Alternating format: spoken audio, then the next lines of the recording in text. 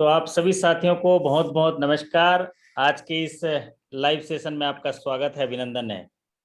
आशा करता हूं कि आप सभी शानदार होंगे, जबरदस्त होंगे और अपना जीवन यापन बहुत शानदार तरीके से कर रहे होंगे।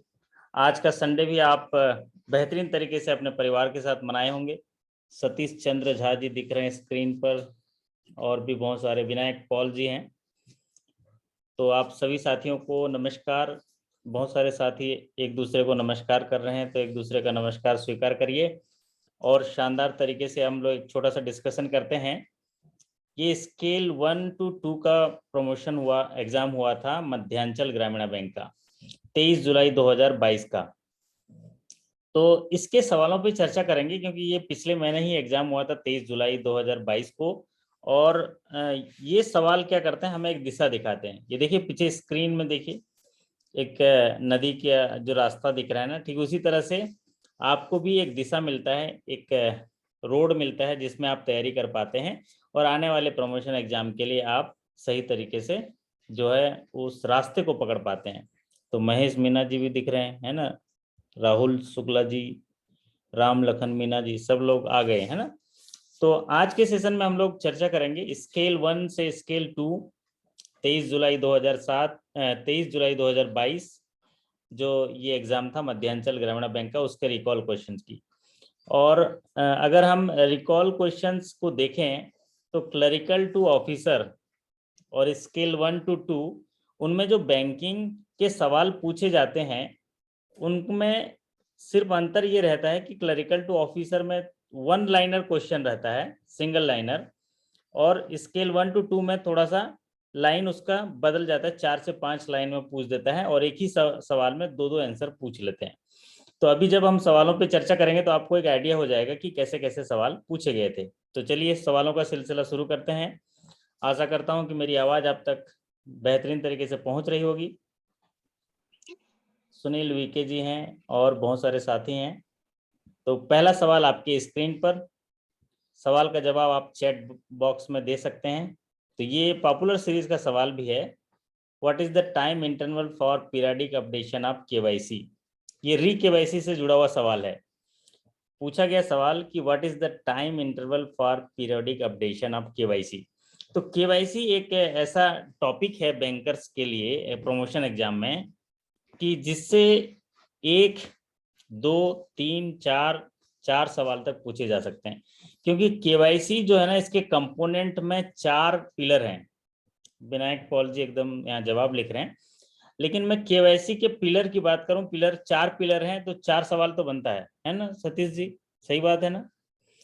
तो 4 पिलर हैं केवाईसी के। पहला तो है आपका जो नो योर केवाईसी के जो पिलर होते हैं कि identification of customer, risk management, customer acceptance policy और मॉनिटरिंग ऑफ ट्रांजैक्शन। तो ये जो 4 पिलर है ना, ये चारों पिलर से एक एक सवाल आते हैं इनके अंदर जाके। तो उसी से ही केवाईसी जो एक इम्पोर्टेंट है, जिसमें केवाईसी का रिस्क मैनेजमेंट से जुड़ा हुआ सवाल है। तो ये जो रिस्क मैनेजमेंट है, इसका रिव्यू के लिए जो कुछ चीज़ें पूछी जाती हैं, इनमें पहला चीज़ पूछा जाता है कि केवाईसी जो है उसके आधार पर high risk, medium risk, low risk में कैटेगराइजेशन किया जाता है। और इस कैटेगराइजेशन का जो टाइम इंटरवल होता है री केवाईसी लेने का, अगर खाता खोलते समय आपने अगर उस खातेदार का रिस्क रिव्यू जो है हाई रिस्क में रखा है, हाई रिस्क कैटेगरी में, जैसे पॉलिटिकली एक्सपोज पर्सन है, बुलियंस ज्वेलरी में डीलिंग करते हैं, है ना, जो ट्रस्ट अकाउंट है, ये सारे जो है हाई रिस्क सोसाइटी के अकाउंट है। तो हाई रिस्क कैटेगरी में है तो उनका जो केवाईसी है 2 इयर्स में करना है, 2 years for existing high customer. अगर मीडियम रिस्क का कस्टमर है तो उसको 8 साल में री केवाईसी, फिर से केवाईसी दस्तावेज जमा करने के लिए बोलेंगे। और अगर लो रिस्क का कस्टमर है तो 10 साल में केवाईसी जमा करने के लिए बोलेंगे री केवाईसी के बाद। लेकिन इसमें से एक पॉपुलर सीरीज का सवाल ये भी पूछता है कि रिस्क जो रिव्यू है आप कितने समय में करते हैं। हाँ जी, रिस्क रिव्यू जो है आप कितने समय में करते हैं। तो जो रिस्क रिव्यू होता है, हमारे विनायक पॉल जी हैं बता रहे हैं कि रिस्क रिव्यू है एक्चुअल में जो भी खाते आपके हैं ना, आप बैंक में जो खाते खोलते हैं तो उसमें आरबीआई की स्ट्रिक्ट गाइडलाइन है कि बैंक में जितने खाते हम परिचालित करते हैं उनमें कड़ी निगरानी रखें, कड़ी निगरानी रखें। तो कड़ी निगरानी कैसे रखेंगे? रिव्यू करेंगे तभी तो निगरानी रखेंगे ना। तो इसलिए 6 मंथली उसमें रिव्यू किया जाता है, 6 मंथली रिव्यू किया जाता है कि जो शेखर दास जी खाता खोले हैं उनके खाते में किस तरह का लेन देन हो रहा है ना। उसके आधार पर उनका रिव्यू करेंगे, उनका प्रोफाइल बदला क्या, उनका इनकम क्राइटेरिया, आप इसके आधार पर रिव्यू करते हैं। तो 6 मंथली रिव्यू होता है, ये इंपॉर्टेंट है। फिर हाई रिस्क का कस्टमर है तो 2 साल में फिर से रिकेवाईसी करेंगे। 8 और मीडियम रिस्क कस्टमर है तो 8 साल में, और लो रिस्क कस्टमर है तो 10 साल में करेंगे। तो ये पहला सवाल इसी से जुड़ा हुआ आया था। दूसरा सवाल आपके स्क्रीन पर, तो आप इसके आधार पर ये भी मानते चलिए कि आपके प्रमोशन एग्जाम में कहाँ कहाँ से सवाल आएंगे। तो पहला तो केवाईसी से सवाल आएगा ही आएगा, तो केवाईसी को अच्छे तरीके से आप देख लीजिए, उसका डिटेल वीडियो आपके लॉगिन सेक्शन में अवेलेबल है। दूसरा सवाल है प्रधानमंत्री जीवन ज्योति बीमा योजना से जुड़ा। The prime minister Jeevan Jyoti बीमा योजना is available to people in the age of group to 18 to how much years having a bank account who give their consent to join enable auto debit facility। अगर कोई ग्राहक आपकी शाखा में आके निवेदन करता है, आवेदन करता है कि मुझे प्रधानमंत्री जीवन ज्योति बीमा योजना का लाभ चाहिए, उसमें मैं नामांकन करना चाहता हूँ, ज्वाइन करना चाहता हूँ इस योजना को, और उसके लिए ऑटो डेबिट फैसिलिटी देता है, तो उनकी एज क्राइटेरिया क्या होगी ये पूछा गया है। तो ये देखिए, इससे क्या हमको, ये सभी मैक्सिमम जो आपके साथी हैं जानते होंगे, लेकिन सवाल को ठीक से पढ़ के आपको जो है उसका आंसर लिखना है। तो सवाल पूछा गया है कि maximum age for the benefit of prime minister Jeevan Jyoti बीमा योजना। तो यहाँ पर 18 साल में ज्वाइन कर सकता है, 18 से मैक्सिमम जो कितना ज्वाइन कर सकता है वो है 50 साल में। तो अगर 18 साल से लेके 50 साल के अंदर अगर वो इनरोल कर लेता है और 5 साल तक आगे जो है वो प्रीमियम को पे करता है, जबकि अभी प्रीमियम जो है बढ़ गया है, कोई साथी प्रीमियम अमाउंट लिख दीजिए तो अच्छा रहेगा। तो प्रीमियम पे कर देता है 5 साल तक, तो 55 साल तक इस योजना को कंटिन्यू कर सकता है। तो प्रीमियम पहले 330 रुपये था, जिसका प्रीमियम जो है 1 जून से बढ़ गया है 436 रुपये सालाना हो गया, और क्वार्टर वाइज जो है वो बढ़ गया है। तो ये जो है प्राइम मिनिस्टर जीवन ज्योति बीमा योजना को अच्छे से आपको देखना होगा। क्यों? क्योंकि इसमें रिवीजन हो गया है। ठीक उसी तरह प्राइम मिनिस्टर सुरक्षा बीमा योजना से भी सवाल पूछे गए, तो इसलिए दोनों स्कीम्स को तो आप अच्छे से देख लीजिएगा। प्राइम मिनिस्टर जीवन ज्योति बीमा योजना का क्वार्टरली वाला भी देख लीजिएगा कि क्वार्टरली जो उसका प्रीमियम होता है कितना होता है, पहले क्वार्टर के लिए, दूसरे क्वार्टर के लिए, तीसरे क्वार्टर के लिए और लास्ट क्वार्टर के लिए। साथ ही साथ इसमें जो कमीशन मिलता है बीसी वगैरह को, तो वो सारा चीजें पिछले जो वीडियो सेशन में हमने बताया था, एक अलग से छोटा सा वीडियो भी है उसका। तो आपको एक दूसरा टॉपिक मिला कि जो भी सोशल सिक्योरिटी स्कीम्स है उसको अच्छे से देख लेना है, मतलब इससे जुड़े हुए सवाल आएंगे, तो सोशल सिक्योरिटी से जुड़े हुए सवाल में बिल्कुल गलती नहीं होना चाहिए। तो पहला इंपॉर्टेंट आपका केवाईसी और दूसरा है सोशल सिक्योरिटी स्कीम्स। अगला सवाल आपकी स्क्रीन पर देखिए, सवाल पूछा गया है, under the Atal pension Yojana guaranteed minimum pension of how much rupees per month will be given at the age of 60 year depending on the contribution by the subscriber. पूछा गया है कि जो अटल पेंशन योजना है, अटल पेंशन योजना के तहत भारत सरकार ने एक महत्वाकांक्षी योजना लाई, पेंशन योजना, ऐसे लोगों को जो अनऑर्गेनाइज सेक्टर में काम करते हैं, अगर वो कंट्रीब्यूशन करते हैं तो उनको कितनी पेंशन मिलती है, क्या क्या पेंशन की सुविधा है इस योजना के तहत, ये पूछा गया है। तो 1000 का पेंशन, 2000 का पेंशन, 3000 का पेंशन, 4000 का पेंशन और 5000 का पेंशन। तो ये तो सारी पेंशन योजनाएं हैं 1000 से लेके 5000 तक। तो यहाँ पर आंसर क्या होगा? ऑल ऑफ द एबव होगा। तो अटल पेंशन योजना ये आपके लिए बहुत इंपॉर्टेंट है, इस योजना को अच्छे से देख लीजिएगा। एक पर्टिकुलर हम लोग 1 घंटे का सेशन किए हैं अटल पेंशन योजना से, अगर उस सेशन को देख लेंगे तो आपको उसमें से जुड़ा हुआ कोई भी सवाल आएगा तो आप कर सकते हैं। हायर स्किल में जाएंगे तो उसमें जो है कमीशन भी पूछ सकता है बैंक को, 75 रुपीज़ का है, तो वो कमीशन जो है आप देख लीजिएगा। और अटल पेंशन योजना से ज्यादातर पॉपुलर सीरीज का मिनिमम सवाल पूछा रहता है है। सर, हाँ मिनिमम पूछा है सर इसमें।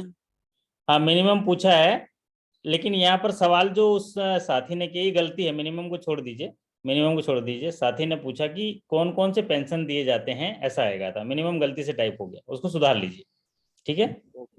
अगर मिनिमम पूछेगा तो 1000 होगा, सही, आई एग्री, आपसे मैं सहमत हूँ। लेकिन साथी ने बताया क्योंकि टाइप होने में यहाँ गलती हो गया होगा, इसको सुधार देते हैं, ठीक है। तो उनने पूछा था, क्योंकि ये हायर स्केल के जो सवाल हैं, तो इसमें ये पूछा गया था कि कौन कौन से पेंशन ऑप्शन जो हैं अवेलेबल हैं। तो पेंशन ऑप्शन जब अवेलेबिलिटी में पूछा गया तो यहाँ से मिनिमम को हटा देते हैं, गारंटीड पेंशन। अगर मिनिमम पेंशन की बात आई तो 1000 सही होगा, अच्छा आपने उसको ध्यान दिया। और अगर जैसा कि साथी ने बोला कि वो मिनिमम नहीं था, एक क्लरिकल टू ऑफिसर में ये सवाल आया था, तो हो सकता है कॉपी पेस्ट हो गया होगा, लेकिन उनके में ये आया था कि कौन कौन से पेंशन फैसिलिटी जो है उनको अवेलेबल है, ये सवाल उनको पूछा गया था। तो इसमें सभी प्रकार के पेंशन हैं, जो 1000 से लेके 5000 तक के सारे पेंशन जो सुविधा है वो मिलता है, ये कहने का तात्पर्य ये है। चलिए, और एग्जाम के दिन आप जो है सवाल को देख के जवाब दीजिएगा। जैसे हमारे अभी एक साथी ने बताया कि सर हम तो सवाल मिनिमम पूछा है, तो मिनिमम पूछा है तो क्या होगा, वो 1000 उसका आंसर होगा। अगला सवाल, तो आपको इससे क्या मिल रहा है, आपको ये इंसाइट मिल रहा है कि हमको कौन कौन सी टॉपिक को अच्छे से देखना है। तो यहाँ पर देखिए तीसरा सवाल, अटल पेंशन योजना। तो ये जो सरकार की महत्वाकांक्षी योजना है ना, आपके प्रमोशन एग्जाम के लिए भी महत्वाकांक्षी योजनाएं हैं। और केवाईसी तो है ही है टॉप मोस्ट जो इम्पोर्टेंट। अगला जो सवाल है आपके स्क्रीन पर देखिए, ये सवाल पूछा गया है, ये प्रायोरिटी सेक्टर से जुड़ा हुआ है। How much finance to non farmers for paying off loan taken from the non institutional lender money lender under priority sector lending classified under priority sector lending. ये पूछा गया है, अगर कोई किसान नहीं है, अदर देन किसान है, किसान नहीं है और वो किसी मनी लेंडर से पैसा लिया हुआ है ना, किसी मनी लेंडर से पैसा लिया हुआ है, तो उसको अगर चुकाने के लिए बैंक कितना लोन देती है जो प्रायोरिटी सेक्टर का हिस्सा होगा, ये सवाल पूछा गया है। कितना मैक्सिमम लोन, देखिए जब हम समाज में रहते हैं तो उनकी व्यक्तिगत आवश्यकता रहती है। तो जैसे कि बरसों पुराना जब बैंकिंग नहीं था, तो गांव में किसी को जरूरत थी तो जो सतीश चंद्र जी के पास चले गए, वहां से 10,000 रुपये ले लिया, तो ये मनी लेंडर हो गए, धीरे धीरे ये ब्याज कमाने लग गए, तो इनका ब्याज ज्यादा होता है। तो आज भी समाज में ऐसे लोग हैं money lender, non institutional lender, जो 1,00,000 रुपए अगर देंगे तो प्रति महीना 5 से 10,000 रुपये ब्याज लेते हैं, उनके पास एक बाहुबल होता है। तो अगर समाज में रहने वाला ऐसा कोई व्यक्ति जो किसान नहीं है, खेती किसानी नहीं करता है, नॉन फार्मर है, और अगर वो किसी मनी लेंडर से ऐसे रुपए लिया है, तो बैंक जो है उनको कितना रुपए मैक्सिमम लोन देगी, तो वो लोन प्रायोरिटी सेक्टर का हिस्सा होगा, अदर प्रायोरिटी सेक्टर में आता है। किसानों के लिए जब होता है तो रूरल डेप्ट स्वैप कहते हैं उसको, वो जो है एग्रीकल्चर सेक्टर में आता है, लेकिन ये नॉन फार्मिंग आया है, तो इसका आंसर होगा 1,00,000। तो जो एग्रीकल्चर में है वो भी 1,00,000 है इसका, और नॉन एग्रीकल्चर में है, नॉन फार्मर है, तो भी 1,00,000 होगा। और जो एग्रीकल्चर के लिए, खेती किसानी के लिए लिया है उसको भी आप बोलते हैं किसान साथी योजना बोलते हैं। कि किसान अगर किसी से मनी लेंडर से 1,00,000 रुपए लिया है, तो आप क्या करते हैं, एग्रीकल्चर में लोन देके उस मनी लेंडर का पैसा लौटा देते हैं। क्योंकि अगर बैंक से लोन लेता है तो केवल 4% से भी ले सकता है, जो इंटरेस्ट सबवेंशन के बाद की बात कह रहा हूँ, अगर प्रॉम्प्ट रिपेमेंट करता है तो अगला इंपॉर्टेंट जो आपको टॉपिक इस सेशन से मिला वो है प्रायोरिटी सेक्टर लेंडिंग।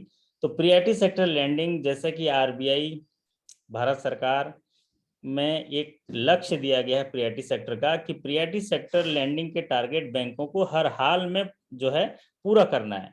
तो जब टारगेट दिया गया है प्रायोरिटी सेक्टर का, तो ठीक उसी तरह हमारे प्रमोशन एग्जाम में भी प्रायोरिटी सेक्टर के क्वेश्चंस इंपॉर्टेंट होते हैं, इसलिए आप उसको भी देख लीजिएगा। तो प्रायोरिटी सेक्टर का डिटेल है, और प्रायोरिटी सेक्टर में जो चेंजेस हुए हैं, अभी हाल ही में 2 अगस्त को प्रायोरिटी सेक्टर में चेंज हुए हैं, लेकिन थोड़े से चेंज हुए हैं। जो चेंज हुआ है वो मैं अगले सेशन में बता दूंगा, अभी छुट्टियां आने वाली हैं तो वो तैयारी कर रहा हूँ। बाकी जो बेसिक चीजें हैं वो सेम है, थोड़े बहुत चेंज हुए हैं, वो चेंज को बता दूंगा। अगला सवाल आपके स्क्रीन पर, ये हाउसिंग से जुड़ा हुआ सवाल है, ये भी प्रियॉरिटी सेक्टर से जुड़ा हुआ सवाल है। सवाल पूछा गया है, loans to individual up to rupees how much lakhs in metropolitan centres with population of 10 lakhs and above, and up to how much rupees lakhs in other center for purchase and construction of a dwelling unit under priority sector lending। पूछा गया है कि priority sector lending guideline के तहत अधिकतम कितना रुपए का लोन जो है इंडिविजुअल को मेट्रो सिटी में और अदर देन मेट्रो सिटी में देंगे तो वो प्रियॉरिटी सेक्टर का हिस्सा कहलाएगा। मतलब ये देखिए घर जो है, ये शानदार घर है, देखिए ये है ना, यहाँ पर हमारे राम लखन मीना जी का भी एक फ्लैट है, ये है ना, ये नोएडा का फ्लैट है। तो ये इससे क्या पता चलता है, इससे पता चलता है कि हाउसिंग जो है ये प्रमोशन एग्जाम के लिए इम्पोर्टेंट है और हाउसिंग को जो है प्रियॉरिटी सेक्टर का एक अहम हिस्सा बनाया गया है। तो प्रियॉरिटी सेक्टर में इसके क्लासिफिकेशन के लिए काफी कंफ्यूजन होता है कि हाउसिंग लोन में प्रियॉरिटी सेक्टर के लिए कंफ्यूजन होता है। तो आप इसको अच्छे से 2-3 बार जो है पढ़ लीजिएगा। इसके लिए क्राइटेरिया दिया गया है, एक मेट्रो एरिया के लिए और एक जो है अदर देन मेट्रो एरिया के लिए। तो ऐसी जगह में जहाँ पर 10 लाख से ज्यादा लोग रहते हैं मेट्रो एरिया में, तो वहां पर घर बनाने के लिए थोड़ी लागत जो है ज्यादा होती है। तो वहां पर क्राइटेरिया दिया है कि अगर वो जो है कितने लाख रुपए देते हैं लोन, जो है 35 लाख रुपीस अगर लोन लेते हैं तो वो हाउसिंग लोन जो है प्रियॉरिटी सेक्टर का हिस्सा होगा। और अगर नॉन मेट्रो एरिया है, जैसे अर्बन एरिया है या 10 लाख से कम पॉपुलेशन है, रूरल एरिया है, तो वहां पर 25 लाख रुपए तक का अगर लोन दिया जाता है तो प्रियॉरिटी सेक्टर का हिस्सा होगा। 25 लाख से ज्यादा लोन हुआ तो प्रियॉरिटी सेक्टर का हिस्सा नहीं होगा, नॉन प्रियॉरिटी सेक्टर का हिस्सा होगा। और मेट्रो में 35 लैक्स जो होगा वो अपना प्रियॉरिटी सेक्टर का हिस्सा होगा। तो यहाँ पर जो ऑप्शन दिख रहा है, ऑप्शन कौन सा होगा आपका सही? पूछा गया मेट्रो एरिया में 35 lakh loan maximum will be considered in priority sector lending and other than metro area ₹25 lakhs will be considered as priority sector lending.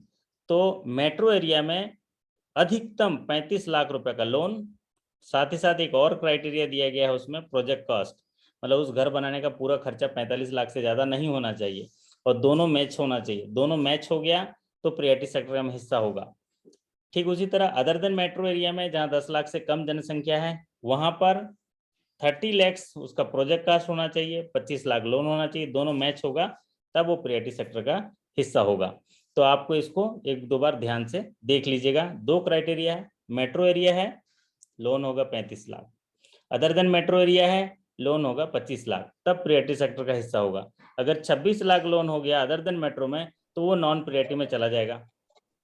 और जब नॉन प्रियॉरिटी में चला जाएगा तो हम प्रियॉरिटी सेक्टर का टारगेट कैसे पूरा कर पाएंगे? इसीलिए हम लोगों की कोशिश रहती है कि इस क्राइटेरिया को पूरा करें ताकि हमारा प्रियॉरिटी सेक्टर का टारगेट पूरा हो पाए। चलिए अब बढ़ते हैं अगले सवाल की ओर। अगला सवाल पूछा गया है मॉर्गेज लोन से। स्केल 1 to 2 के सवाल पे हम लोग चर्चा कर रहे हैं। तो इसमें जो ज्यादातर ये देखा गया है 80 क्वेश्चन रहते हैं।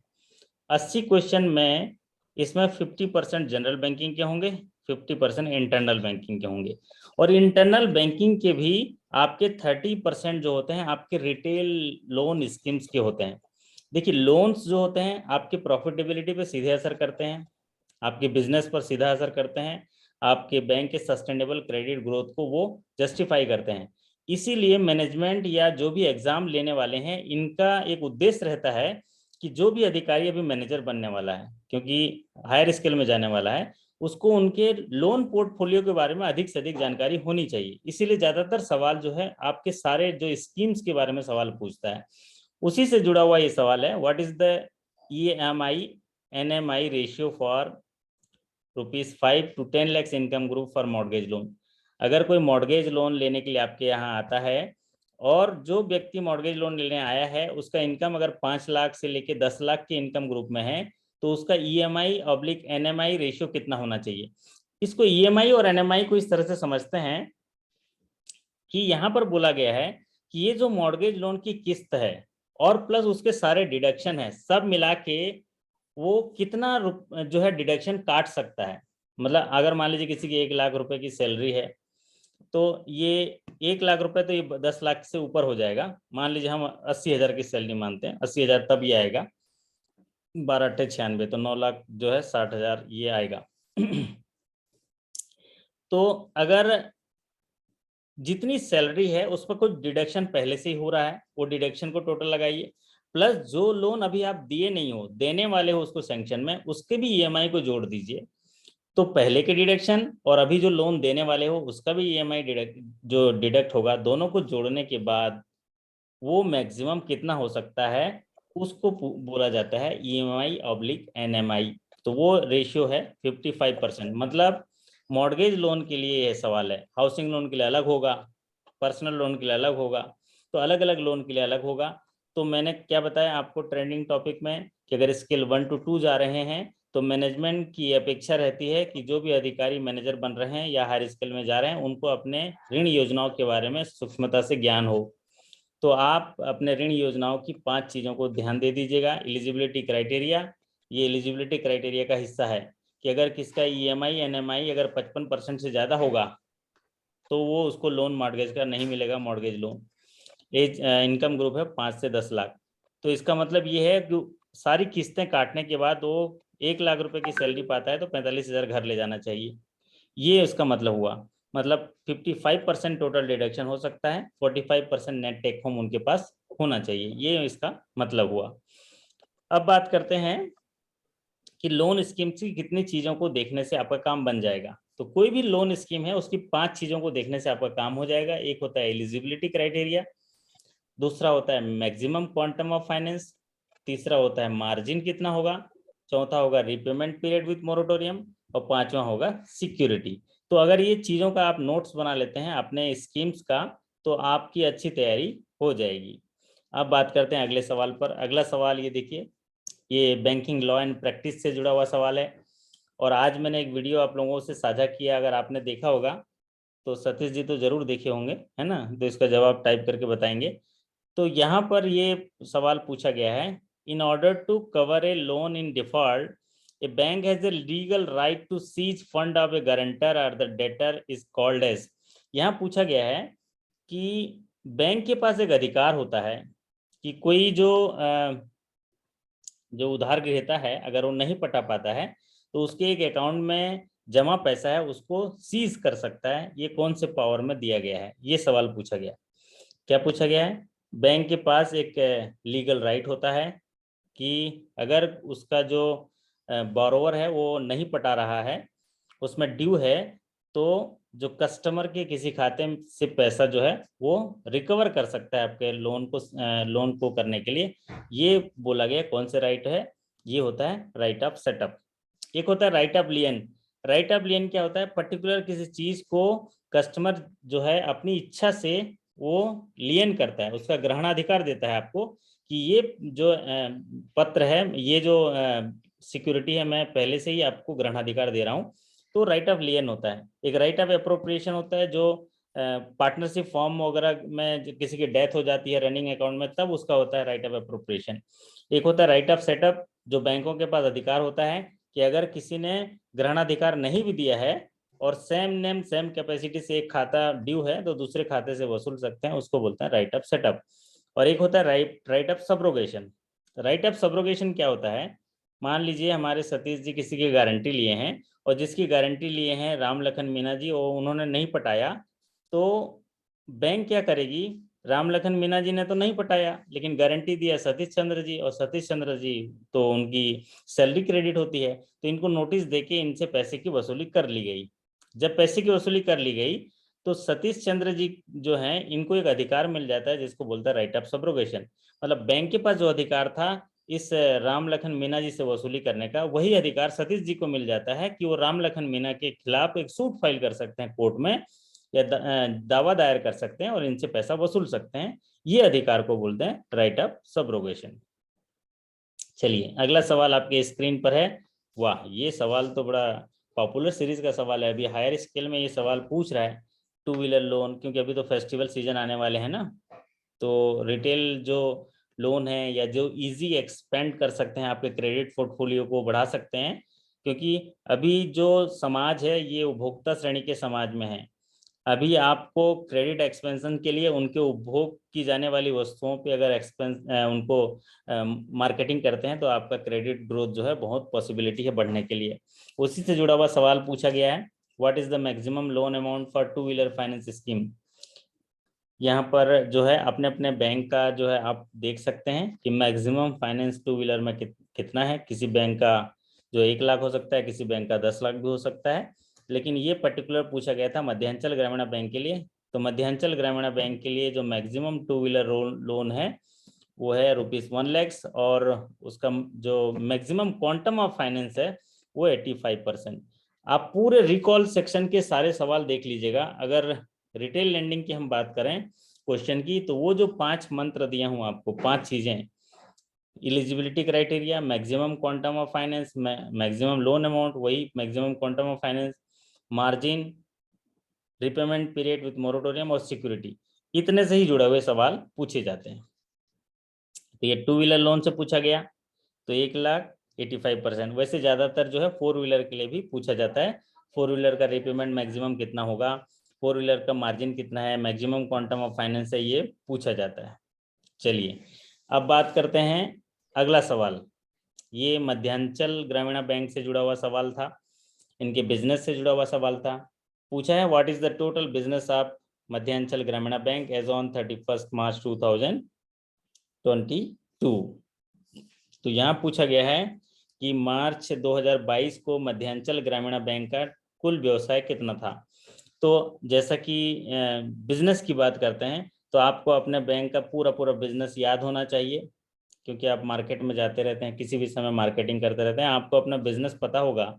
तो उसके 3 फायदे हैं। एक तो आप किसी कस्टमर के सामने अपना बिजनेस बता सकते हैं, जैसे कि मैं बिजनेस फिगर में बताता हूँ कि आपकी एक ब्रांच 72 करोड़ बिजनेस करती है, एक एम्प्लॉय 10-10 करोड़ का बिजनेस करता है, तो एक अच्छा अपने में प्राउड फील होता है और मार्केटिंग करने में अच्छा रहता है। दूसरा फायदा ये होता है कि जब आपको बिजनेस पता होगा तो आप अगले साल जो बिजनेस कर ले जाना चाहते हैं उसके लिए रोड पता चलता है, रोड पता चलता है कि आप क्या क्या काम करेंगे, बिजनेस को कहाँ ले जाएंगे।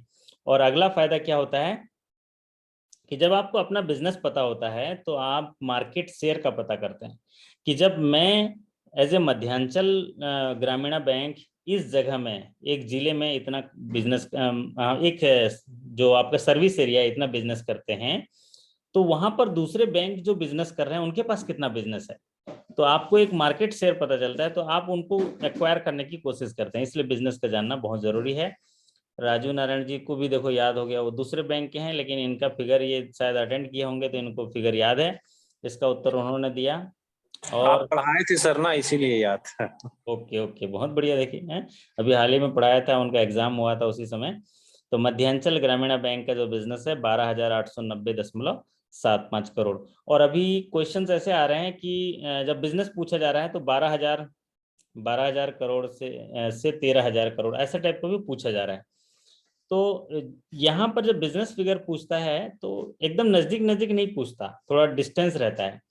तो पिछले 3-4 एग्जाम्स हम देख रहे हैं कि बिजनेस पूछता है बिजनेस किस रेंज में है, 12,000 से लेकर 13,000 करोड़ ऐसा करके पूछ रहा है। तो आपको एग्जैक्ट याद है तो आप तो उसका उत्तर दे ही पाएंगे। तो टोटल बिजनेस है। तो अभी तक हम जैसे देखें तो ये हर एक क्वेश्चन आपको एक टॉपिक को दिखाता है जो आपके लिए इंपॉर्टेंट है। केवाईसी इंपॉर्टेंट है, सोशल सिक्योरिटी इंपॉर्टेंट है, banking practice and law important है, रिटेल स्कीम इंपॉर्टेंट है, और आपको जो है ये आपके बिजनेस फिगर इंपॉर्टेंट है। अगला सवाल आपकी स्क्रीन पर ये पर्सनल लोन से और स्टाफ एचआर पॉलिसी से जुड़ा हुआ कि what is the maximum personal loan facility available for staff with more than 10 year services. अगर आपके बैंक का कोई स्टाफ 10 साल से ज़्यादा की सर्विस किया हुआ है, तो 10 साल से ज़्यादा की सर्विस है तो उसको पर्सनल लोन कितना मिलेगा, ये पूछा गया है। तो ये आपके अलग अलग बैंक का जो है आप देख सकते हैं कि अलग अलग बैंक का जो आपका कितना जो है सेंट ओडी देता है, कि ओडी देते हैं, कि आपको कोई सी फैसिलिटी देते हैं पर्सनल लोन का। तो ये पर्सनल लोन की फैसिलिटी के बारे में ये सवाल पूछा गया है। तो ये पर्सनल लोन जो है आपके अलग अलग बैंक का होगा, और ये मध्यांचल ग्रामीण बैंक का है तो इनका जो है 11 लाख है, इनका जो है कितना है 11 लाख है। तो अभी जब आपको ये आइडिया मिला कि कैसे जो है आपको सवाल पूछे जाते हैं, और सवाल जो पूछे गए वो थोड़े से मैं डिस्कस कर लूँ आपके साथ, लेकिन ये सारे सवाल जो है पर्सनल लोन है, ये इंपॉर्टेंट है। एक गोल्ड लोन से सवाल पूछा गया, गोल्ड लोन। तो अगर आपकी बैंक में अगर गोल्ड लोन है तो आप उसको जो है अच्छे से देख लीजिएगा। आज 10 सवाल लेके आए, ज़्यादा सवाल नहीं कर पाया, आज थोड़ा बाहर चले गए थे, आज संडे होता है ना, तो संडे को बहुत ज़्यादा सवाल क्रिएट नहीं कर पाए, लेकिन कुछ सवाल और मेरे पास हैं जो थोड़े अभी मैं डिस्कस करता हूँ आपके साथ, फिर हम लोग जो है आपसे चर्चा भी करेंगे। तो एक बात कह रहा था मैं कि गोल्ड लोन की योजना है ना, तो पता नहीं क्यों 2021-22 और ये 22-23 में हर एक एग्जाम में इसको जो है एक इम्पोर्टेंस मिल रहा है, गोल्ड लोन। तो अगर आपके बैंक में भले ही गोल्ड लोन नहीं बांट रहे होंगे, लेकिन अगर योजना है आपके पास तो उसको जरूर देख लीजिएगा, क्योंकि आपने देखा होगा सोवरेन गोल्ड बॉन्ड स्कीम चल रहा है, मोनेटाइजेशन चल रहा है जब मोदी सरकार आई तब से। इसीलिए ये प्रमोशन एग्जाम का भी एक महत्वपूर्ण हिस्सा है कि गोल्ड वो चाहती है कि भारत की जनता के पास जितना गोल्ड है वो अकाउंटेड हो जाए, पता चल जाए, इसीलिए गोल्ड लोन की स्कीम लाई गई। और गोल्ड लोन को पॉपुलर करने के लिए ये जो है सवाल है। तो इसमें पूछा गया सवाल कि मिनिमम गोल्ड लोन जो है कितना होगा, मिनिमम लोन कितना होगा। तो आप अपने अपने बैंक के गोल्ड लोन के क्वांटम ऑफ फाइनेंस, कई बार पूछा जाता है गोल्ड लोन में सैंक्शनिंग अथॉरिटी कितना है, मैक्सिमम कितना कर सकता है सैंक्शनिंग अथॉरिटी, तो 20 लाख कर सकता है। तो आप अपने अपने बैंक का आप देख लीजिएगा। ओके, अगला जो सवाल था फेस्टिवल एडवांस से जुड़ा हुआ सवाल पूछा गया कि फेस्टिवल एडवांस जो है स्टाफ में कितना मिलता है फेस्टिवल एडवांस। तो फेस्टिवल एडवांस से जुड़ा हुआ सवाल पूछा गया था इसी एग्जाम में। फिर एक सवाल पूछा गया कि स्टैंड अप इंडिया में जो इंडस्ट्रीज को लोन देते हैं, स्टार्टअप के लिए लोन देते हैं, वुमेन बेनिफिशरीज एंड जो स्पेशल कैटेगरी के बेनिफिशरीज हैं, उसमें जो वुमेन का शेयर है वो कितना होना चाहिए, ये पूछा गया था। तो कोई साथी जरा जानता है तो कमेंट करके बताइए कि जो वुमेन जो होंगे स्टार्टअप स्टैंड अप इंडिया के लिए उसमें उनका परसेंटेज कितना होगा। 30%, 30%। तो उनका जो स्टैंड अप इंडिया के लिए होता है 51% का शेयर होल्डिंग होना चाहिए, क्योंकि ये योजना ही है जो वुमेन बेनिफिशरीज के लिए है, इसलिए उसमें 51% होना ही चाहिए, है ना। फिर जो सवाल पूछा गया आपका कस्टमर सर्विस कमेटी से जुड़ा हुआ, कस्टमर सर्विस कमेटी से जुड़ा हुआ, उसमें पूछा गया कि मे आई हेल्प यू का काउंटर कम से कम किस शाखा में होना ही चाहिए। उसमें एक सवाल पूछा गया कस्टमर सर्विस कमेटी, तो एक इम्पॉर्टेंट टॉपिक होता है आपका कस्टमर सर्विस। तो कस्टमर सर्विस कमेटी के तहत पूछा गया कि मे आई हेल्प यू का काउंटर कौन से ब्रांच में मैंडेटरी है, क्योंकि आप आरबीआई की पॉलिसी भी पढ़ेंगे तो उसमें ये बोलता है कि वेरी स्मॉल ब्रांच को छोड़ के जो है मे हेल्प यू काउंटर होना चाहिए। तो बैंक की इंटरनल जो आपकी पॉलिसी है, आपके बैंक का कि मिनिमम स्केल 4 की ब्रांच में मे हेल्प काउंटर होना चाहिए। अब हमारे सतीश जी को बोलेंगे कि मैं हेल्प यू काउंटर, तो बोलेंगे मैं क्या कर सकता हूँ, दो ही तो हैं, एक मैनेजर है और एक ये है, मैं हेल्प यू में कौन बैठेगा। तो थोड़ी देर यही चले जाते हैं उधर मैं हेल्प यू में उसी ग्राहक को, तो फिर आके फिर उसका पैसा दे देते हैं। तो इसीलिए ये वेरी स्मॉल ब्रांच में ये एप्लीकेबल नहीं है, बड़ी ब्रांच में एप्लीकेबल है। अच्छा, अगला सवाल पूछा गया नॉमिनेशन, नॉमिनेशन से जुड़ा हुआ कि नॉमिनेशन के लिए कितने विटनेस की जरूरत होती है, नॉमिनेशन के लिए कितना विटनेस की जरूरत होती है। तो नॉमिनेशन के लिए किसी प्रकार की विटनेस की जरूरत नहीं होती है, तो कोई भी विटनेस की जरूरत नहीं है। एक बार बार इम्पोर्टेंट सवाल पूछा जा रहा है स्केल 1 to 2 में, वो है नॉमिनेशन के जो फॉर्म है, कि नॉमिनेशन ऐड करने के लिए कौन सा फॉर्म लगता है, नॉमिनेशन कैंसिल करने के लिए कौन सा फॉर्म लगता है, और नॉमिनेशन मॉडिफाई करने के लिए कौन सा फॉर्म लगता है। तो आप लोग बिल्कुल उसको देख लीजिएगा। ज़्यादातर नॉमिनेशन कैंसिल करने के फॉर्म के बारे में पूछा जा रहा है, तो नॉमिनेशन कैंसिलेशन फॉर्म जो होगा वो होगा DA2 होगा, DA2 फॉर्म लिया जाता है। तो ये सवाल पूछा जा रहा है अभी नॉमिनेशन फॉर्म के लिए। और एक पॉपुलर सीरीज का सवाल पूछा गया इसी में, और जितने सवाल अभी ये जो चर्चा कर रहे हैं वो इसी एग्जामिनेशन का है जिस पर हम लोग डिस्कस किए। उसमें पूछा गया है कि भारतीय रिजर्व बैंक जो है बैंकों को कैश के रूप में पैसा जमा करने के लिए बोलता है लोन देने से पहले, जिसको कैश रिजर्व रेशियो कहते हैं, कि कुछ पैसा कैश के रूप में जमा करना है। अगर बैंकें कैश के रूप में आरबीआई के पास पैसा जमा करते हैं तो उसमें आरबीआई कितना % का इंटरेस्ट देती है, ये पूछा गया सवाल। Interest 0%। Applicable on CRR balance. तो ये सवाल सभी जानते होंगे, लेकिन फिर भी ये सवाल पूछ रहा है तो इसको जानना, ध्यान देने की ज़रूरत है। और अभी तो सीआरआर और जो अभी सब बदलाव हुए हैं, रेपो रेट वगैरह में बदलाव हुए हैं, तो उनको जो है आप याद कर लीजिएगा। बाकी आपके उसका डेफिनेशन के लिए सारे वीडियो तो आपके पास अवेलेबल हैं। अच्छा, एक सवाल और पूछा गया लोन योजना के बारे में कि अगर एक कोई ओल्ड कार है तो उसकी एज कितनी होनी चाहिए तभी फाइनेंस होगा, है ना। तो आप अपने अपने बैंक का जरा टाइप करके बताइए। मतलब vehicle loan for old vehicle, vehicle loan for old vehicle. तो कार 4 व्हीलर लोन जो है पुराने व्हीकल में दिए जाएंगे अगर वो कितने साल से ज़्यादा पुराना नहीं होना चाहिए। तो ये, एमजीबी में 3 इयर्स है सर। हाँ, तो ये मध्यांचल ग्रामीण में भी 3 साल है। वैसे मैक्सिमम बैंकों में 3 साल का ये जो है क्राइटेरिया है। तो ये सवाल पूछा गया। फिर एक स्केल 1 to 2 में एक करंट एसेट और करंट लाइबिलिटी दिया था, तो करंट रेशियो पूछा गया था।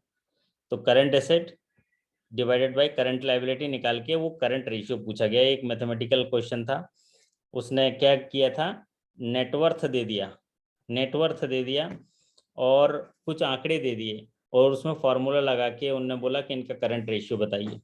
तो उन्होंने करंट लाइबिलिटी दे दिया और नेटवर्थ दे दिया, है ना, और बोला कि करंट रेशियो बताइए। ये सवाल पूछ गया। तो उसमें आपको कैलकुलेशन करके आपको करंट एसेट निकालना होता है, current asset divided by current liability, तो आपको उसका रेशियो मिल जाएगा। और एक सवाल और पूछा गया कि जो बैंकों में सेविंग का इंटरेस्ट रेट होता है उसको कौन डिसाइड करता है, सेविंग का इंटरेस्ट रेट कौन डिसाइड करता है, ये पूछा गया है। तो बैंक बैंक खुद खुद हाँ, डिसाइड करता है। बैंक का वो बैंक डिसाइड करता है। तो interest rate on saving is decided by bank, वो आरबीआई डिसाइड नहीं करता। सेविंग में जो इंटरेस्ट रेट है वो बैंक डिसाइड करता है। एक और पॉपुलर सीरीज का सवाल पूछा गया, उसमें पूछा गया सबेटिकल लीव। सबेटिकल लीव के बारे में बहुत सवाल पूछे जा रहे हैं, हर एग्जामिनेशन में एक सवाल रहता है सबेटिकल लीव। तो सबेटिकल लीव कितना मैक्सिमम अवेलेबल है एक सबेटिकल लीव, तो हमारे राहुल शर्मा जी ने बता दिया 2 इयर्स जो है सबेटिकल लीव होता है। और अभी पिछले एग्जाम में एक और भी सवाल पूछा गया, मिनिमम सबेटिकल लीव जो है कितना होना चाहिए, है ना। तो मिनिमम सबेटिकल लीव के लिए पूछा गया, लेकिन ये मैक्सिमम जो है 2 ईयर है और मिनिमम जो है कितना है, मिनिमम 3 मंथ्स है, मिनिमम 3 मंथ्स है। तो ये आपको जो है पढ़ने की जरूरत है, आपके एचआर पॉलिसी से जुड़ा हुआ। एक और पूछा गया मैक्सिमम आईएमपीएस का लिमिट, आईएमपीएस मैक्सिमम लिमिट कितना है, आईएमपीएस का मैक्सिमम लिमिट पूछा गया कितना है। तो आईएमपीएस का जो पहले जो लिमिट था वो 2 लाख था, जिसको बढ़ाकर अभी क्या कर दिया गया है, अभी 5 लाख कर दिया गया। तो ये मैक्सिमम आईएमपीएस जो होगा 5 लाख होगा। तो आप लोग इसको अपडेट कर लीजिए कि आईएमपीएस का जो लिमिट पहले 2 लाख था उसको बढ़ा के 5 लाख कर दिया गया। मंथली लिमिट पूछा था सर। आप उसी बैंक से हैं जिस बैंक की चर्चा कर रहे हैं? जी सर, मैं देने गया था एग्जाम।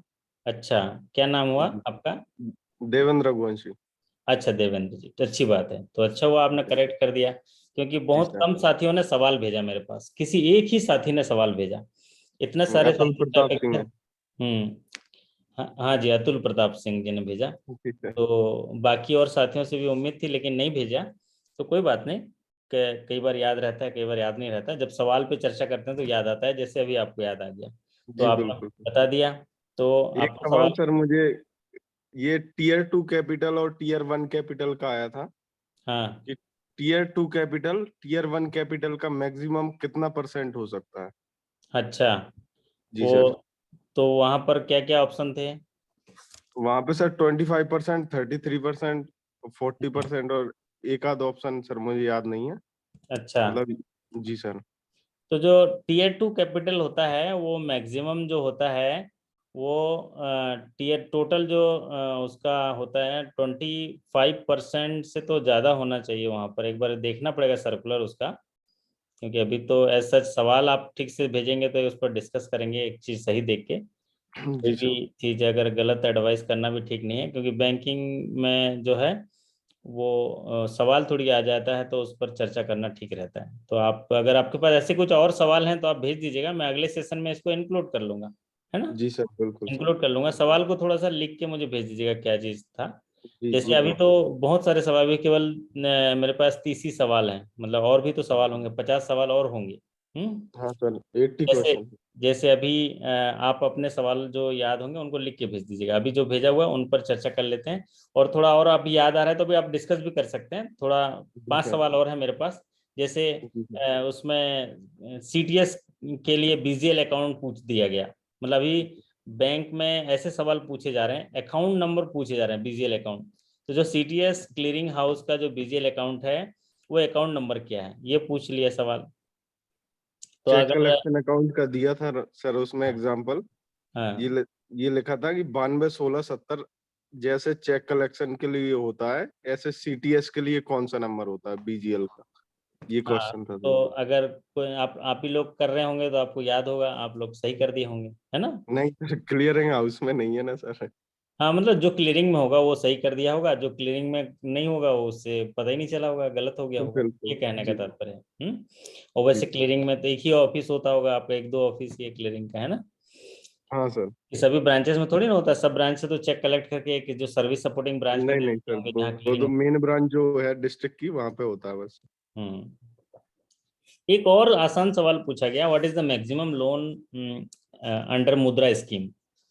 ये सवाल पूछा गया, मुद्रा योजना में अधिकतम लोन कितना है। मतलब हमको एक इंसाइट मिलता है कि करोड़ गवर्नमेंट है, स्पॉन्सर स्कीम करोड़ जो का है। पूछा। हाँ, गवर्नमेंट ये करोड़ स्पॉन्सर। वाली लिमिट हो गई 10 लाख रुपीज। हाँ, तो जो मैक्सिमम जो मुद्रा लोन जो है वो रिवाइज जो हुआ है उसके बारे में सवाल पूछा गया।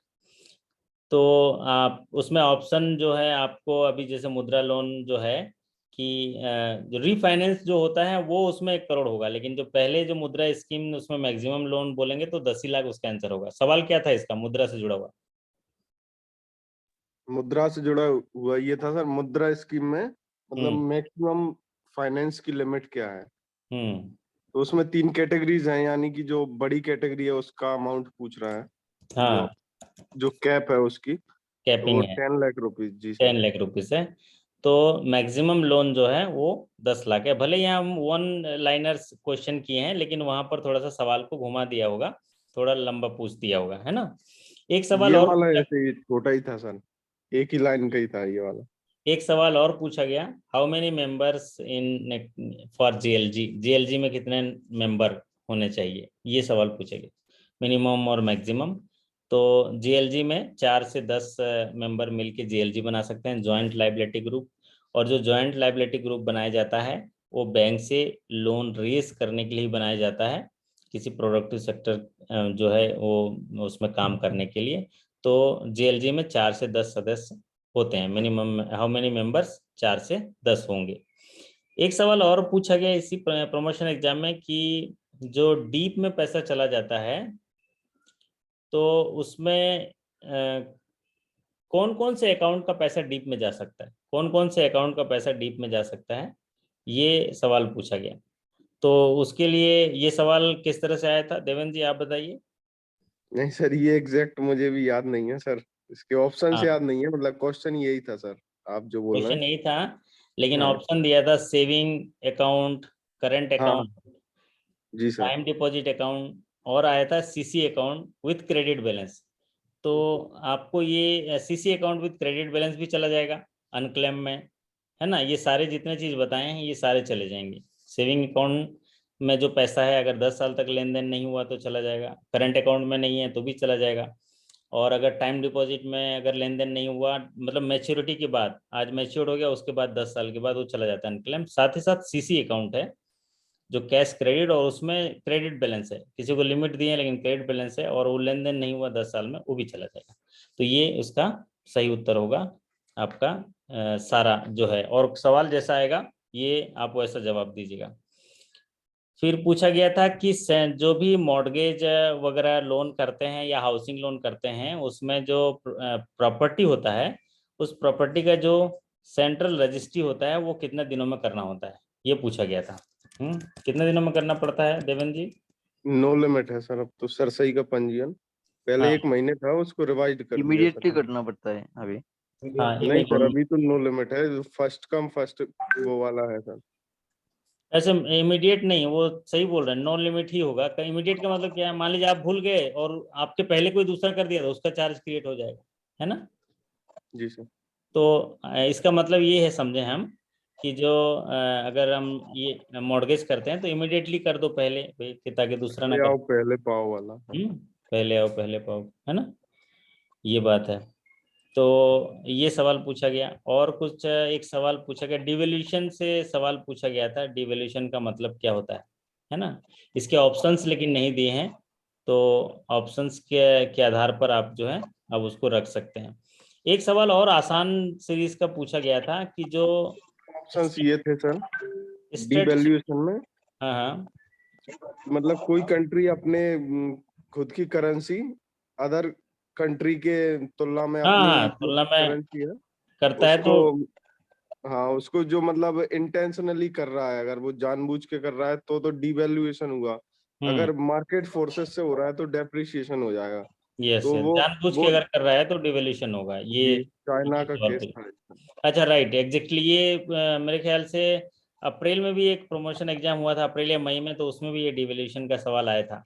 किसी रिकॉल सेक्शन में हम लोग उस सवाल, उसने सवाल को पूरा डिस्कस भी किए हैं। तो ये सर एक ये डिवैल्यूएशन अगर कोई रिस्क सरकार जो कैटेगरीज का आया था, हम्म कस्टमर की जो केवाईसी मतलब कितने दिनों में करते हैं, हम्म ये लो रिस्क, हाई रिस्क और मीडियम रिस्क वाले। लेकिन सर उसको ऑप्शन मतलब क्वेश्चन में उल्टा पूछा था, 2 8 10 नहीं था हम्म उसमें, मतलब 8 2 10, सॉरी सर 10 8 2 आना था। हम्म लेकिन ये ऑप्शन में नहीं दिया था, मतलब पहले पूछा था उनने लो रिस्क वाला, फिर मीडियम वाला, फिर हाई वाला, तो वो ऑप्शन में नहीं था, नन ऑफ द आंसर था उसका सर। ओके। जी सर। चलो तो उसमें लेकिन आपको अगर ये पता होगा जो मतलब रिस्क जो है वो, तो आप सही तरीके से उसको दे पाओगे उस सवाल को देख के, है ना। क्योंकि पूरे सवाल जो हैं साथी एग्जाम दे के आते हैं, लेकिन उनको पूरा सवाल याद नहीं रहता है, वो उस आधार पर वो बताते हैं। तो फंडा वही है कि अगर आपको ये पता होगा तो आप उसको सही तरीके से निर्णय ले पाओगे। एक और सवाल पूछा गया, स्ट्रेटजी लिक्विडिटी रेशियो की व्याख्या जो है कौन से एक्ट में की गई है, in which act the SLR is defined. 24 और Section 24 of BR Act. जी हाँ, under section 24 of BR act ये जो है SLR की व्याख्या की गई है। और SLR में रिजर्व बैंक कहता है कि बैंक जो जमा स्वीकार करती है net demand and time liability का कुछ हिस्सा गवर्नमेंट सिक्योरिटी के रूप में, कैश के रूप में, गोल्ड के रूप में जो है बैंक उसको रखना होगा। और उसका अपर लिमिट होता है 40, और अभी वर्तमान में SLR कितना है, 18.18%। 18%, 18.5, हाँ 18% है सॉरी। 18% है ना। सर मैक्सिमम कैप क्या बता रहे हैं सर, 40%? 40% मैक्सिमम अपर सर लिमिट है। एमजीबी का तो 66% है सर। तो ऐसा नहीं पूछता है, आज तक कभी नहीं पूछा कि MGB का पूछ लिया आपको, है ना। नहीं वो मतलब मैक्सिमम से तो फिर ये ज्यादा कैसे हो गया सर? अब पता नहीं आपका सर्कुलर क्या है, लेकिन रिजर्व बैंक कहता है कि maximum upper limit will be 40%। Maximum upper sir limit होगा हमारे 40, यहाँ सीडी और रेशियो मिनिमम 33% है। जो लोअर केप है उसको नो लिमिट, लोअर जो है कोई लिमिट नहीं, लेकिन मैक्सिमम जो है 40% है। MGB में आपका बोर्ड बोला होगा कि भाई पैसा और सुरक्षित रखो, वो अलग बात एक है। सीडी रेशियो सर 33% है। अब डिपॉजिट 10,000 करोड़ के आसपास है, तो हम्म 3300 करोड़ एडवांस है, बाकी का उनने 6500 6600 करोड़ रुपए भाई और अगर गवर्नमेंट आपका सिक्योरिटी। आपका 66% अगर SLR रख दोगे रिजर्व बैंक के पास, तो आप क्या कर पाओगे, बिजनेस क्या कर पाओगे फिर, आप समझो ना। हाँ सर एडवांसेस ही नहीं हो रहे हैं ना सर बैंक के। नहीं, एडवांसेस एडवांसेस नहीं, और ठीक बात है, लेकिन SLR में रख दोगे तो SLR में अगर वहां गवर्नमेंट के पास रख दोगे 66%, तो फिर कहाँ से एडवांस दे पाओगे। 100 रुपये इकट्ठा किए, उसमें 66 रुपये रख दिए, तो लोन कितना दे पाओगे आप। सर यही तो रखा हुआ है, इसलिए तो बैंक अभी इस हम्म, साल प्रॉफिट में आई है, पता नहीं क्या वो अलग इशू है, है यहाँ पे। बोर्ड में सब रख रहे होंगे, डिस्कशन है ना, बट ये तो सही पॉलिसी नहीं नहीं है ना। बैंक पुश भी कर रहा है क्रेडिट करने के लिए मतलब, हम्म लेकिन हो ही नहीं पा रहे हैं क्योंकि केसीसी इतना बढ़ गया है 85-86% एग्रीकल्चर में है सर। बाकी का कोई सोर्स हो ही नहीं रहा है। कार लोन जो मतलब पब्लिक वाले लोन होते हैं सर। चलिए, तो वो डिस्कशन हम लोग अलग एक इंटरेक्शन सेशन में करेंगे कि व्यवसाय वृद्धि वाला जो नहीं रहता एसओपी वाले में करेंगे कि कैसे क्या क्या कर सकते हैं। आज के सेशंस के लिए मैं कुछ इंपॉर्टेंट आपको टॉपिक्स स्किल 1 और 2 के लिए जो बता रहा था, इसमें अगर एक समराइज करें तो आपको एक पार्ट जो देखना है केवाईसी आपके लिए इंपॉर्टेंट है। केवाईसी से जुड़े हुए सवाल आएंगे, 2 सवाल 3 सवाल आ सकते हैं। दूसरा इंपॉर्टेंट है सोशल सिक्योरिटी स्कीम, जिसमें प्राइम मिनिस्टर जीवन ज्योति बीमा योजना, सुरक्षा बीमा योजना, अटल पेंशन योजना। तीसरा है आपका प्रियोरिटी सेक्टर लैंडिंग, आपको एक बार फिर से अच्छे से देख लेना है। चौथा है आपका एक अभी हर एग्जामिनेशन में सवाल आ रहा है बीसीबीएफ पॉलिसी। तो जो बीसी पॉलिसी है, आप अपने बैंक का बीसी पॉलिसी अच्छे से देख लीजिएगा। और एक बीसी पॉलिसी है जो सभी बैंकों के लिए, पीएसबी बैंक के लिए किया गया, उसका वीडियो अवेलेबल है। अभी सेशन समाप्त होने से पहले मैं आपको फॉरवर्ड भी कर दूंगा ताकि आप बीसी पॉलिसी देख लीजिएगा। और अगला है हाउसिंग लोन। हाउसिंग लोन आपके लिए इंपॉर्टेंट है। और बैंक की जो रिटेल योजनाएं हैं आपकी, बैंक की सारी रिटेल योजनाएं जिसमें housing loan, mortgage loan, gold loan, education loan, आपके जो बिजनेसमैन को शॉप वाले लोन देते हैं, इनको आप अच्छे से देख लीजिएगा। और उसकी 5 चीज़ों को, quantum of finance, eligibility criteria, margin, repayment with moratorium और सिक्योरिटी, कागज में लिख लीजिएगा तो आपका सही सवाल होगा। दूसरा, बैंकिंग लॉ एंड प्रैक्टिसेस में कुछ चीज़ें हैं जो हमेशा सवाल पूछते हैं, जैसे आपका ये बैंकर्स राइट्स एंड ड्यूटी जो आज वीडियो भी साझा किया था। दूसरा, बैंकर कस्टमर रिलेशनशिप। और तीसरा जो है आपका जो सिक्योरिटी चार्ज क्रिएशन वाला हिस्सा, और एक एनपीए और रिकवरी टूल वाला हिस्सा। इसके भी क्वेश्चंस आते हैं, हमारे साथियों ने भेजा, लेकिन उनमें सवाल उसमें से भी आए हैं, उनको याद आएगा तो वो भेज भी देंगे। तो ये पार्ट जो है आपके लिए इंपॉर्टेंट है।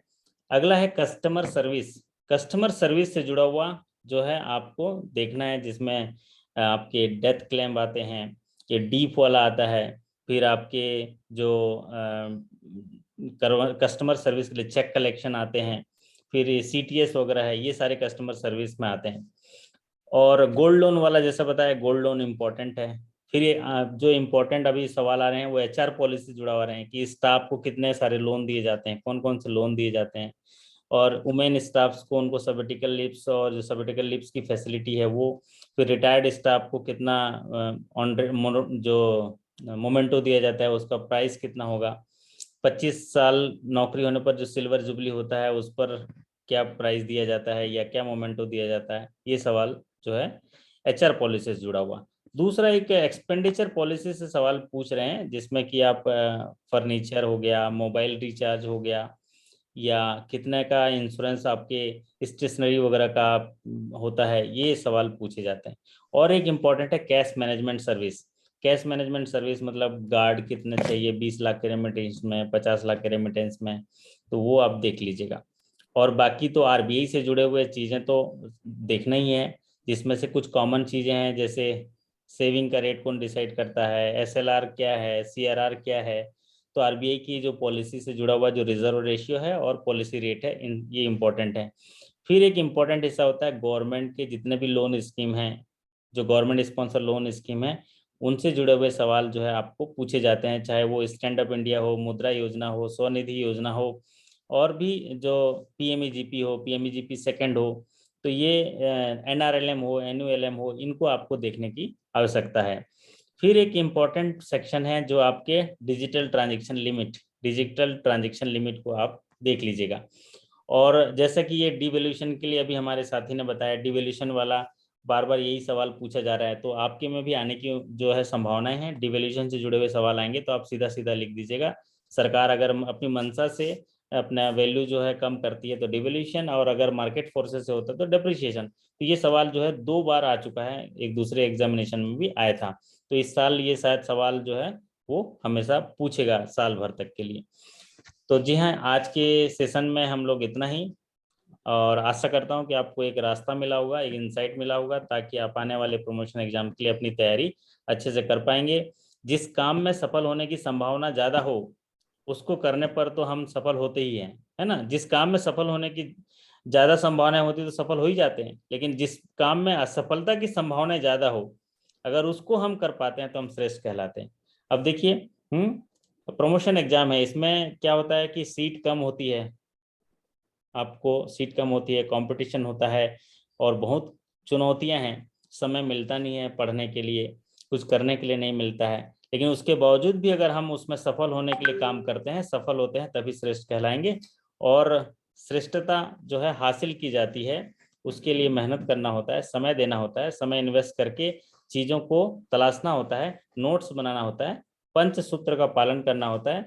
इस तरह पंचसूत्र का पालन करने पर एक एसएचजी के निर्माण से लेके उसको रिवॉल्विंग फंड और क्रेडिट लिंकेज होता है। ठीक उसी तरह से पंचसूत्र का पालन अगर हम करते हैं तो हमें प्रमोशन भी मिलता है और अच्छा ज्ञान भी मिलता है। तो पंचसूत्र का पालन क्या है? ध्यान से पढ़ना, फिर लिखना, फिर समझना, फिर दोहराना और अभ्यास करना। तो ये पंचसूत्र है। सतीश जी ध्यान से आप पढ़ते हैं तो ये आपने एक सूत्र का पालन किया है ना। तो दूसरा सूत्र क्या है सतीश जी? दूसरा सूत्र है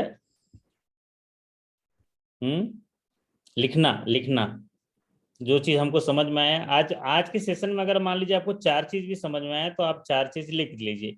तो पहला पढ़ना, दूसरा लिखना, तीसरा समझना जो आप समझते हैं, और चौथा दोहराना।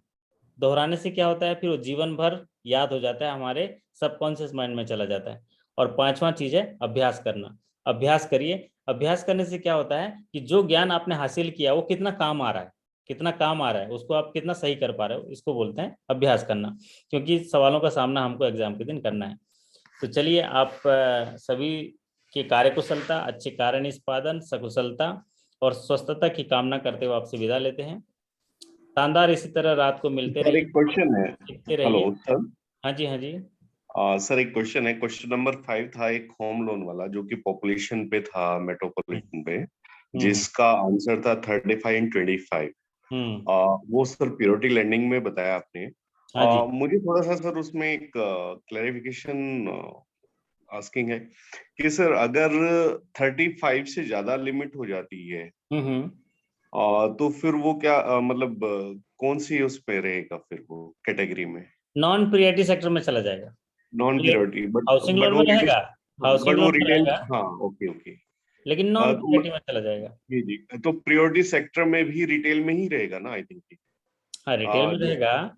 जी जी देखिए, रिटेल क्या होता है कि 5 करोड़ तक के जो लोन है रिटेल में आएंगे, इंडिविजुअल को, है ना। 5 करोड़ से ऊपर जो है कॉर्पोरेट में आते हैं, फिर अलग लार्ज कॉर्पोरेट में आते हैं, ठीक है। उसको जो है आरबीआई ने 7.5 करोड़ तक के दिया है बेसल 3 के गाइडलाइन के हिसाब से। रिटेल में तो रहेगा, लेकिन प्रियरिटी सेक्टर में अगर क्लासिफाई करना है तो मेट्रो अगर एरिया है तो उसका जो लिमिट है लोन का, maximum loan 35 lakhs, subject to the project cost maximum 45 lakhs. और अदर देन मेट्रो है, मेट्रो के अलावा छोटी जगहों में है तो loan maximum 25 lakh, project cost maximum 30 lakh. अगर ये क्राइटेरिया पूरा किया तो प्रियरिटी में होगा, ये क्राइटेरिया पूरा नहीं किया है तो नॉन प्रियरिटी में आएगा। और जब नॉन प्रियरिटी में जाएगा तो बैंक को प्रियरिटी का वो करना होता है ना। आप अपने बैंक का प्रियरिटी सेक्टर का टोटल परसेंटेज देख लीजिए, हम इतना कर पाते हैं, लगभग पूरा करते हैं। आप जी देखिएगा आपका 41% या 40%, कई कई बैंकों का जब बिजनेस फिगर में आप देखेंगे प्रियरिटी सेक्टर का हिस्सा, तो आप देखिएगा कि वो 40% के आसपास, 41% ही करते हैं, बाकी नॉन प्रियरिटी में चला जाता है। यही बात है। अभी क्लियर है राहुल जी? जी जी, thank you very much sir. Okay okay. तो अभी आपकी इजाज़त हो तो फिर अभी कंक्लूड करते हैं। जी और सर। जैसा कि हमने एसएलआर के बारे में बताया, एसएलआर 18% है अभी, और सीआरआर जो है 4.50% है। कैश रिजर्व रेशियो मतलब बैंक अगर 100 रुपये जमा करती है तो उसका 4.5 रुपये नगद आरबीआई में रखेगी, और 18 रुपये जो है वो गवर्नमेंट सिक्योरिटी कैश गोल्ड के रूप में रखेगी रिजर्व बैंक के पास। उसके बाद का हिस्सा जो है लोन के रूप में देंगे। ठीक उसी तरह कुछ पॉलिसी रेट्स हैं जो बदलाव किए गए हैं, जैसे रेपो रेट है 5.40 हो गया, मतलब कर्ज अभी थोड़ा महंगा हो जाएगा। और जो रिवर्स रेपो रेट है उसमें 3.35% है, उसमें कोई बदलाव नहीं किया गया। मार्जिनल जो स्टैंडिंग फैसिलिटी है वो 5.65 है, और बैंक रेट 5.65 है, और एसडीएफ जो है 5.15 है। एसडीएफ मतलब बैंकों के पास जब एक्सेस पैसा होता है तो विदाउट एनी कोलेटरल जाके रिजर्व बैंक में जमा कर देती है, तो 5.5% मिलेगा रिजर्व बैंक से, ठीक है। इसको बोलते हैं एसडीएफ।